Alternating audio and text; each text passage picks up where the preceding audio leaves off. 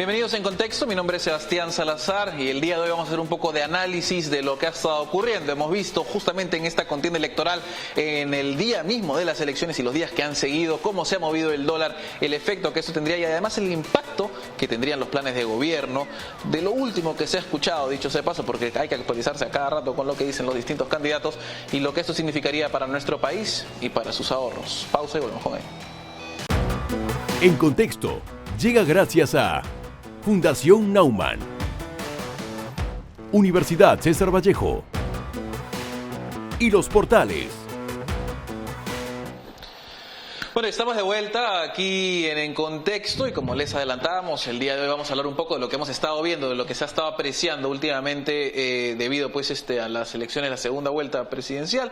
Y ahora se encuentra con nosotros el presidente del Instituto Invertir Libertad y además autor de Cambio con Rumbo, el libro recientemente salido que está todavía en librerías, Daniel Córdoba. Gracias por estar aquí con nosotros. Encantado de estar en tu programa, Sebastián. Bueno, tú eres economista, tú nos puedes ayudar un poco a entender además lo que está pasando, no solo, digamos, no hablemos del punto político, sino del punto económico, ¿no? Porque se ha disparado el dólar, se disparó el mismo viernes y hay veces que gente no entiende, no sabe qué es lo que hace el BCR exactamente, por qué no lo aguanta en un solo monto, ¿qué es lo que está pasando ahí? Bueno, lo que hace el BCR desde hace prácticamente 25 o 30 años es tratar con las reservas internacionales que el Perú va ganando gracias a las exportaciones mineras en particular, ¿no? Acumula dólares que puede eventualmente salir a vender al mercado, ¿no? En el caso se dispare mucho el tipo de cambio. Y han habido periodos curiosos en los cuales el tipo de cambio ha tenido que subirlo, es decir, que ha habido, el sol se ha fortalecido, ¿no? Y entonces ahí el BCR ha salido a comprar soles con los dólares. Eso se llama en el argot económico el sistema de flotación sucia, es decir, el mercado cambiario es intervenido por el Banco Central, pero hasta cierto límite, ¿no? Y lo que ha sucedido en estos días es que, digamos, los peruanos que tienen algo de ahorros en el banco, ¿no? Muchos de ellos han decidido comprar dólares para, digamos, enfrentar un eventual gobierno del señor Castillo, que ha prometido todo lo que es necesario para que la economía, digamos, se hunda, ¿no? Para que las exportaciones bajen, para que, digamos, perdamos nuestros ahorros de tanto tiempo trabajados, por lo cual en una economía libre la gente se protege de esa manera. Es por eso hay una sobredemanda de dólares, una demanda importante de dólares, es por eso que ya prácticamente se está acercando a los 4 soles, ¿no? Claro. Ahora, y esto es importante tenerlo en cuenta, este movimiento reciente que se ha tenido, ¿cuál sería la causa? Son más de una, a veces se dice, no, lo que pasa es que en realidad no hay mucho que hacer, es una cosa internacional. ¿A qué se debe este movimiento reciente? Es oferta y demanda, es decir, el ahorrista que tenía, digamos, no sé, 10.000 soles en su cuenta de ahorros, ha preferido comprar dólares para protegerse contra una eventual, digamos, inflación, o eventualmente sacar, digamos, la gente con más dinero, que en realidad esos son los que mueven el tipo de cambio, la gente que tiene bastantes recursos, empresas, incluso las AFPs, ¿no? Lo que hacen es compran dólares de manera masiva para proteger su dinero, y algunos de ellos los llevan afuera al extranjero. En el Perú no hay control de cambios, entonces mucha gente con muchos recursos y empresas han colocado su dinero afuera, ¿no? Porque el señor Castillo, entre otras cosas, por ejemplo, ha dicho que va a estatizar las AFPs, ¿no? De manera tal que esperemos que eventualmente, si el señor es proclamado presidente, que yo espero que no, tenga, digamos, el Congreso la sabiduría de liberar los fondos de las AFPs para que los que tenemos ahorros ahí podamos, si queremos, ¿no?, liberarlos fuera del país. Aquellos que votaron por el señor Castillo y tienen sus ahorros acá, yo espero que los dejen más bien, ¿no? Ahora, y tomando un poco en cuenta lo que está ocurriendo, ¿de qué manera afecta esto al día a día, cierto?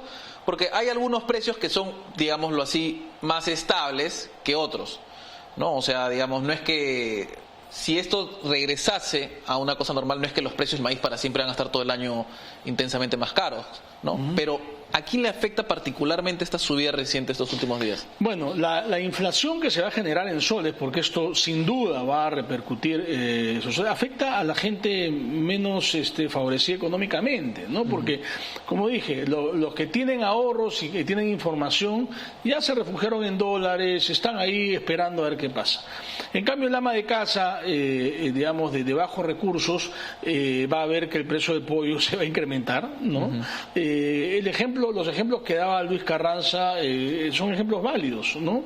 El trigo, por ejemplo, el pan, ¿no? Se hace sobre la base de trigo importado. El Perú no es un gran productor de trigo, somos importadores de trigo, somos importadores de maíz que come el pollo, entonces el pollo va a subir. Entonces, ese es el efecto inmediato, producto de las expectativas, ¿no? Son producto de las expectativas, es un tema monetario que repercute en el mercado de bienes y servicios, ¿no? Entonces, todo aquel producto que está dolarizado, ¿no? O que es importado, ¿no? Sube, y los insumos de los productos que requieren de insumos el precio de los productos que requieren de insumos importados también sube. Entonces, por ejemplo, las personas que pagan en dólares, que ganan en soles, ¿no? Los que ganamos en soles y tenemos una hipoteca en dólares, estamos complicados. Claro, básicamente cuesta más ahora. Claro, ahora si yo pago, no sé, $800 por un crédito hipotecario, ¿no? Y gano 6.000 soles, ¿no? Estoy complicado porque esos $800 van a ser cada vez más, se van a acercar a... entonces voy a tener que... Claro, esos 800 están 350. Probablemente muchos tendrán que vender su departamento, claro. Y va a haber sobreoferta de activos, de inmuebles, va a bajar el precio de los activos, y ¿quiénes van a favorecerse? Aquellos que tienen ahorros, aquellos que tienen mayor poder adquisitivo, ¿no? Esa es la consecuencia de esta expectativa de tener un gobierno chavista, ¿no? Ahora, y justamente este es otro de los temas, ¿no? Ahora este movimiento es sobre la base de expectativas, ¿no? A ver qué está pasando, porque todavía está incierta, digamos, la situación electoral. ¿Hay alguna manera de reducir o de protegerse contra esta incertidumbre, o eso es algo ante lo cual la mayoría de personas no puede hacer nada particularmente? Bueno, básicamente, ya se dinamizó el mercado de dólares, creo que a mí me ha sorprendido que no suba más, ¿no? Yo creo que es también porque hay todavía la esperanza de que Keiko Fujimori pase al señor Castillo con esto de las actas impugnadas, pero yo creo que en la hipótesis que haga el señor Castillo tendría pues que darle un vuelco radical en su política, troncharse, digamos, como decimos en algo peruano, ¿no? Y moderarse como lo hizo Ollanta Humala en su momento. Eso yo lo veo muy difícil porque no lo han dicho en ningún momento, y no sé si el señor Cerrón le dejaría, digamos, le permitiría hacer eso, ¿no? Ahora, hay algunos economistas, ahí en la blogosfera, en Twitter, etcétera, o ni siquiera necesariamente economistas, que no entienden por qué el BCR, con la cantidad de reservas netas, no mantiene el tipo de cambio en un monto específico. ¿Por qué no es eso una política adecuada? Yo sí estoy de acuerdo con ese punto de vista. Yo creo que hay que esperar que se den los resultados electorales, ¿no? Porque si Keiko Fujimori le da vuelta a esto, con esto de las actas indebidamente impugnadas, obviamente el tipo de cambio va a volver a bajar, claro, ¿no? Eso está clarísimo, ¿no? Pero si se confirma que gana Castillo, no solo el BCR va a tener que hacer algo muy, muy audaz, y el Congreso también, porque yo creo que lo que tiene que pasar es que tenemos que terminar con las AFPs. O sea, las AFPs ellas mismas tienen que aceptar que tienen que simplemente liberar los fondos, ¿no? Y esa es una ley que tiene que sacar el Congreso, para que los ahorros, por lo menos los que tienen las AFPs, ¿no? Puedan, digamos, disponerse, y ahí es cuando el BCR va a tener que jugar muy fuerte con las reservas internacionales. Ahora, pero antes que sea una cosa, digamos, antes que sea proclamado el señor Castillo eventualmente, no tiene sentido. Yo creo que sí tiene que, bueno, que quienes apuestan a esto tienen que adaptarse, ¿no? y medir.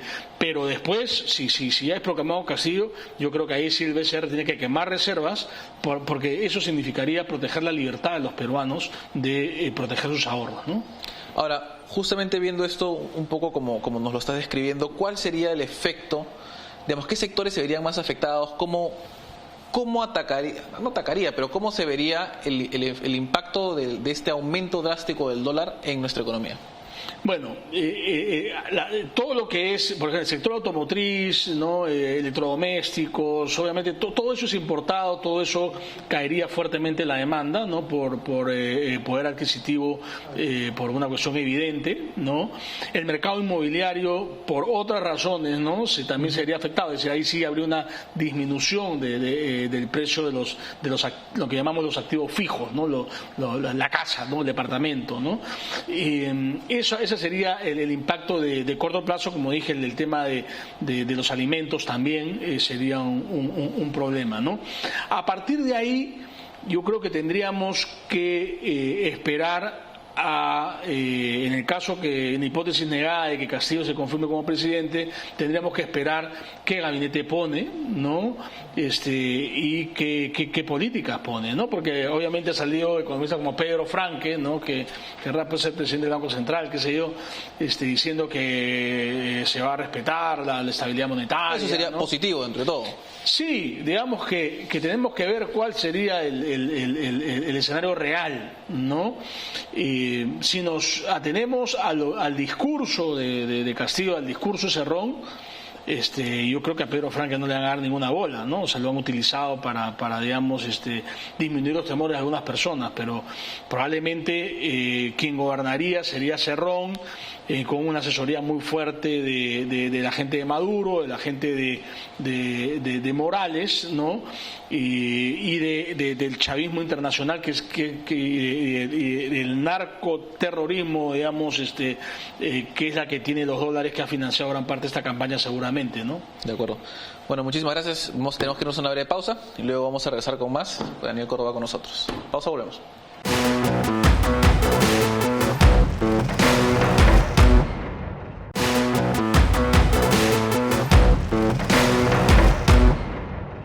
Bueno, seguimos aquí en Contexto. Estamos justamente conversando con el presidente del Instituto de Invertir Libertad y con el autor de Cambio con Rumbo, Daniel Córdoba, y ya estábamos conversando un poco de lo que se ha estado viviendo, lo que han estado sintiendo, ¿no? Estos aumentos drásticos de la subida, bajada de tipos de cambio y, digamos, lo que había estado pasando con el BCR y por qué se está dando esto. Quedábamos en que tenía que ver con la incertidumbre política y lo que las expectativas eran de un gobierno de Pedro Castillo. Entre las cosas que se teme con Pedro Castillo tiene que ver con la minería particularmente. Gracias, Daniel, por estar aquí con nosotros. Nosotros somos un país exportador de minería, somos el segundo, de hecho, productor de minería del mundo. ¿Cuánto caeríamos si llegara un gobierno de Pedro Castillo? Bueno, la verdad es que desde hace aproximadamente 10 años la minería, los nuevos proyectos mineros están la mayoría parados, ¿no? O sea, que Yabeco se ha podido continuar, ¿no? Que es importante. La ampliación de Toquepala, en donde me tocó a mí lograr la llamada licencia social, también salió para adelante. Y después han habido pequeños proyectos, pero Conga, Tía María, que son los íconos, y otros proyectos como Michiquillay y otros que están ahí en cartera, no se desarrollan por oposición política, ¿no? Hay que decir que en democracia esa oposición política ha permitido o ha impedido el desarrollo de estos proyectos que tenían todos los permisos ambientales y todas las prerrogativas, digamos, sociales, creo yo, acompañando el proyecto. Creo que el Estado peruano ha fallado y las mismas empresas también han fallado muchas veces en cómo hacer que estos proyectos redunden en un bienestar para la población que los rodea, ¿no? O sea, por ejemplo, tú tienes la mina Toquepala, que es una de las más antiguas en funcionamiento en Perú, ¿no? Tú tienes el pueblo de Candarave, que está al lado, que es pobre, ¿no? Que es el que le da agua, es pobre, y se mantiene pobre, ¿no? Y a pesar de que Sauder puso un fondo de 250 millones ahí para que se apruebe la ampliación de Toquepala, no sabemos en qué se ha gastado ese fondo, porque ahí, digamos, no sabemos. O sea, si entre los funcionarios de Sauder y las autoridades no sabemos qué cosa se ha hecho con ese fondo. Eso es algo que hay que ver, ¿no? Pero en general la minería ya ha tenido este problema de oposición política. Ahora, si sale el señor Castillo, él ha dicho claramente que va a estatizar la minería, como lo hizo Velasco, lo que va a significar básicamente el fin de las inversiones mineras en el Perú, ¿no? Pueden quedar algunas familiares, ¿no? No sé si se atreverá a expropiar Buenaventura, por ejemplo, o Poderosa, que son minas, digamos, de familias peruanas, ¿no? De mediana minería peruana, ¿no?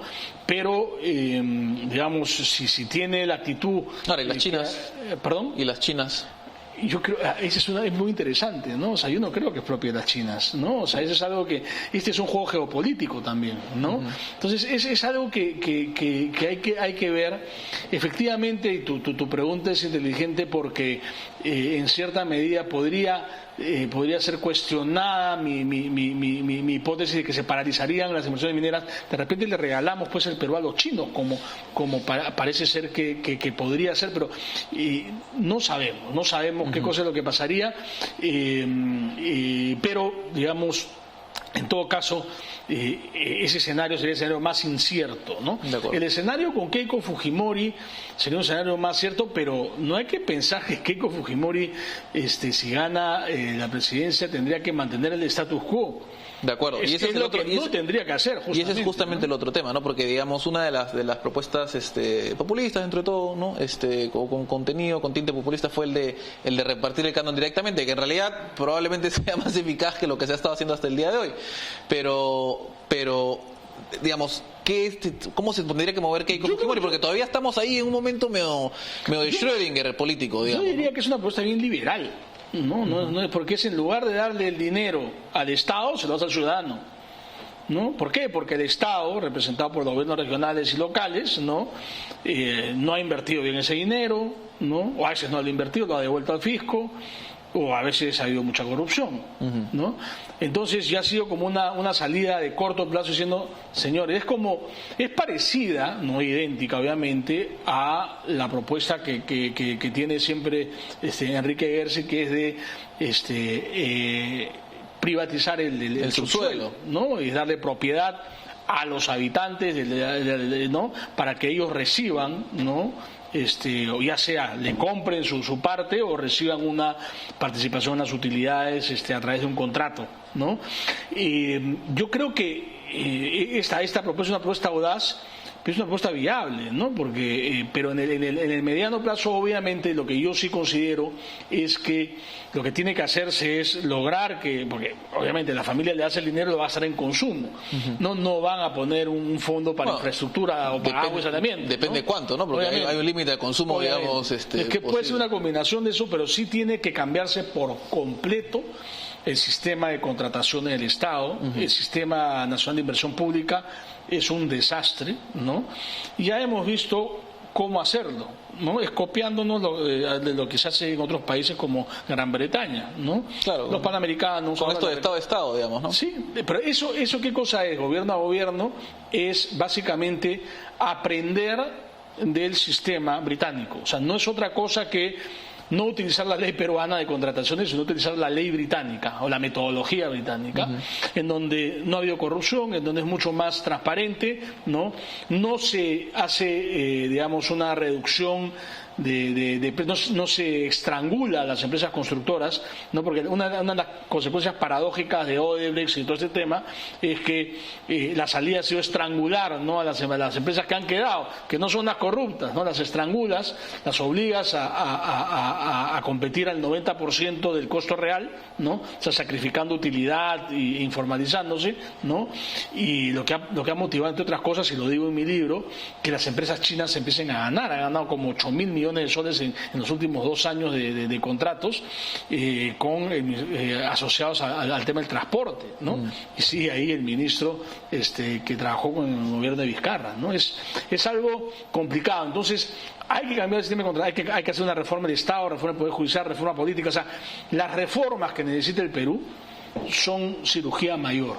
y yo espero que si gana Keiko Fujimori se puedan hacer esas reformas, ¿no? ¿Cuál sería otro punto, digamos, en donde tenga necesariamente, porque bueno, reforma de Estado ya es una cirugía, digamos, mayor, claro, pero hacia qué otras partes de reforma de Estado tendría que apuntar? O sea, la reforma del Estado, desde mi punto de vista, es la reforma del Poder Ejecutivo, ¿no? Okay.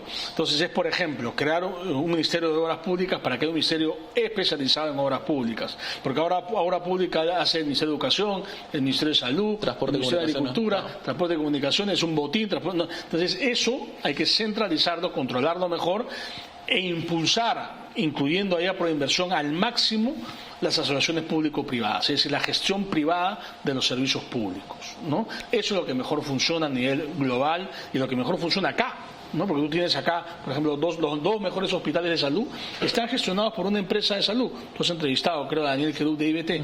Son empresas, ¿no?, que manejan o que gestionan los hospitales, que siguen siendo públicos, que siguen en el sistema de seguridad social, pero que están gestionados privadamente para evitar la corrupción, para evitar, digamos, todas estas cosas que pasan. Las empresas de agua tienen que concesionarse, tienen que contratarse gerentes de fuera. Las empresas de agua son un escándalo, ¿no? No funcionan, ¿no? La planificación urbana, yo soy convencido, o sea, ahora los tráficos de terrenos son lo que gobierna, eso no puede ser, no tiene que haber cierta planificación urbana. El transporte público tiene que ordenarse, ¿no? La digitalización del país, todo está por hacer. En el Perú lo que sucede es que tenemos el Estado peor gestionado del mundo.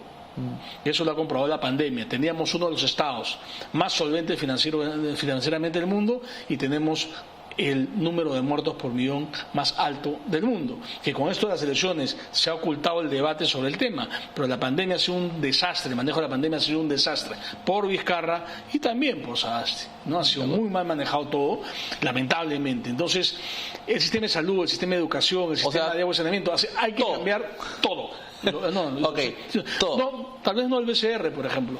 De acuerdo. O sea, eso no es ejecutivo, digamos. Eso no es ejecutivo, pero hay algunas instituciones. Bueno, el MEF también es bastante solvente, digamos. O sea, hay cosas que mejorar, claramente. Yo sí creo que el MEF hay que cambiarlo radicalmente, porque el MEF es una institución antiempresarial y excesivamente fiscalista. Pero ¿no? tengo que acordarte, y creo que mejor hagamos un programa la próxima vez, te invitamos para hacer todo lo que hay que cambiar, vamos punto por punto, porque nos hemos quedado sin tiempo el día de hoy. Muchísimas gracias, Daniel. Encantado. Pausa y volvemos con el final.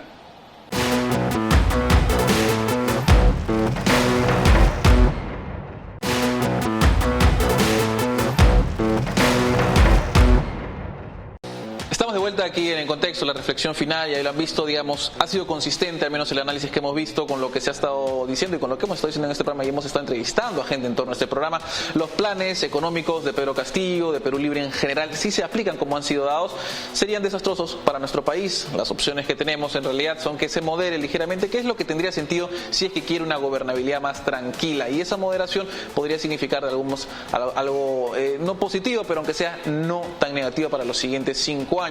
En cualquier caso, se tiene que rehacer un poco cómo está funcionando el Estado, porque la economía requiere de esto. Estamos en una situación en la que podemos aprovechar un contexto internacional y es importantísimo, además, importantísimo para la estabilidad, las expectativas de los inversionistas, que hasta ahora están teniendo mucho cuidado con su dinero porque no saben lo que va a ocurrir. Pero bueno, nosotros nos despedimos a esta hora, no sin antes decirles que nos busquen en YouTube. Ahí pueden ver todos nuestros programas, tenemos todo sobre la pandemia, todo sobre las vacunas, todo sobre la economía y mucho más. Nos vemos. En Contexto llega gracias a Fundación Naumann, Universidad César Vallejo y Los Portales.